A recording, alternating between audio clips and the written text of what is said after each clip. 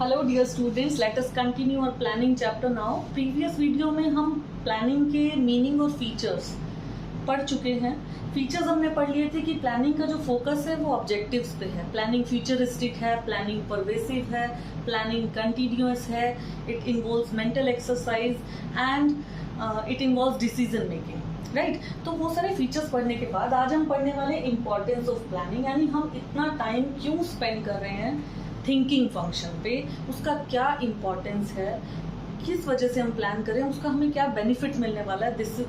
ये सारे क्वेश्चंस के आंसर ये टॉपिक आपका कवर करें। First is planning provides direction. Planning से हमें दिशा पता चलती है कि हमें किस दिशा में जाना है। डायरेक्शन मीन्स किस दिशा में जाना है। फॉर एग्जाम्पल, सपोज आपने प्लान किया कि मुझे इस साल यूपीएससी का एग्जाम क्लियर करना, ठीक है। अब ये आपका ऑब्जेक्टिव है। प्लानिंग के फीचर में हमने पढ़ा था कि प्लानिंग का जो मेन फोकस है वो हमारे ऑब्जेक्टिव पे है, और यहाँ पे हम कह रहे हैं कि प्लानिंग हमें डायरेक्शन प्रोवाइड कर रही है। तो ये हमारा ऑब्जेक्टिव हो गया कि हमें एग्जाम क्लियर करना है।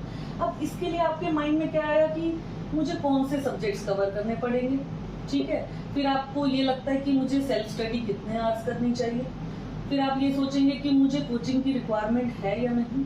फिर आप ये सोचेंगे क्या मुझे नोट्स की रिक्वायरमेंट है या नहीं, टाइम टेबल मेरा ओके चल रहा है या नहीं, ठीक है। एग्जाम में कितना टाइम बचा है, वो टाइम मैनेजमेंट मुझे कैसे लेके चलना है कि मैं सारी चीज का, यानी आपके दिमाग में जितनी चीजें चली वो सब एक ऑब्जेक्टिव पहले से सेटल्ड था, इसलिए चली। यानी इस ऑब्जेक्टिव के लिए आपको एक डायरेक्शन मिल गई कि मुझे क्या क्या काम करना है। तो जब हम प्लान कर लेते हैं, जब हमारा ऑब्जेक्टिव सेट हो जाता है, देन इस प्लानिंग से हमें दिशा पता चलती है, डायरेक्शन पता चलती है कि हम कौन कौन से स्टेप्स लें कि हम अपने ऑब्जेक्टिव को इजीली अचीव कर पाए। Second is it reduces the risk of uncertainty. Uncertainty क्या है? कुछ निश्चित ना होना, अनिश्चित चीजों को अनसर्टेनिटी कहते हैं। फ्यूचर के लिए हम प्लान कर रहे हैं and future is always uncertain.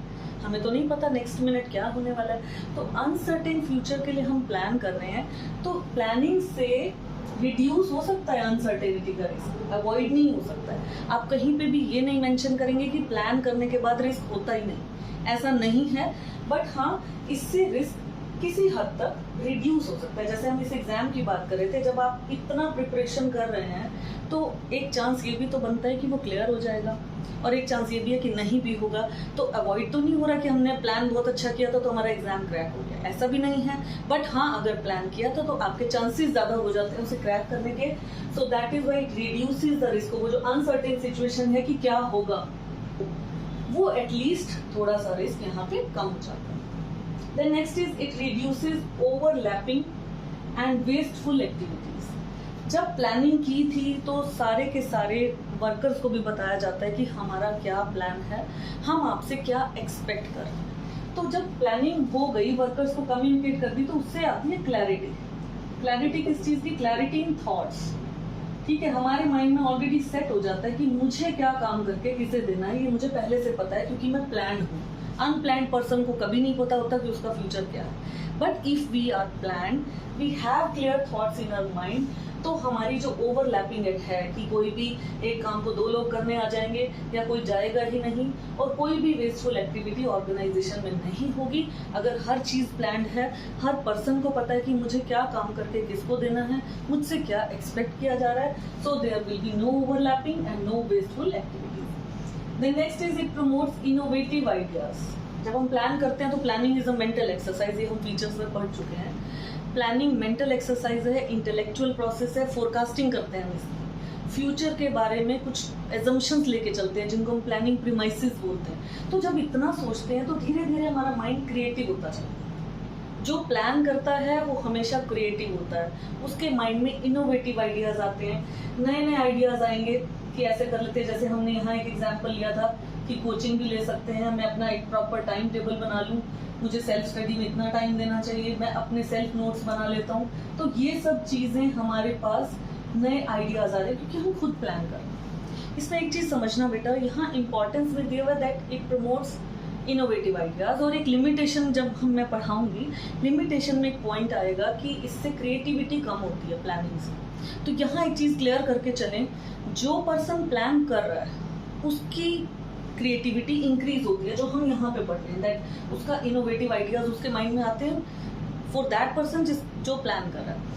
लेकिन जो प्लानिंग का ब्लाइंड फॉलोअर है, अगर आपके सामने किसी ने अपनी प्लानिंग रखी और आपको ये लगता है कि ठीक है इन्होंने जैसा कहा है मुझे ऐसे ही करना है, तो आप कुछ नहीं सोच रहे हैं, आपका माइंड क्रिएटिव नहीं हो रहा है, जो सोच रहा है उसी का क्रिएटिव है।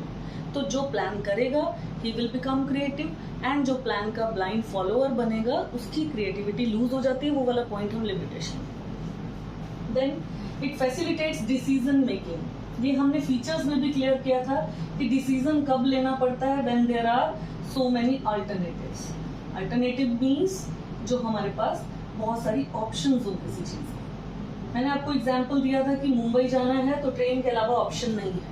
जब ऑप्शन ही नहीं है तो प्लानिंग नहीं है, डिसीजन नहीं है। तो यहाँ पे भी तो वही बात है, जहाँ आपके सामने ऑप्शंस आ जाए वहाँ आपको कोई ना कोई डिसीजन लेना पड़ता है। So planning facilitates decision making. जहाँ भी अल्टरनेटिव्स होंगे, जहाँ भी ऑप्शंस होंगे, वहाँ आपको चॉइस करनी पड़ेगी, वहाँ आपको प्लान करना पड़ेगा। And then the last is it establishes standard for controlling.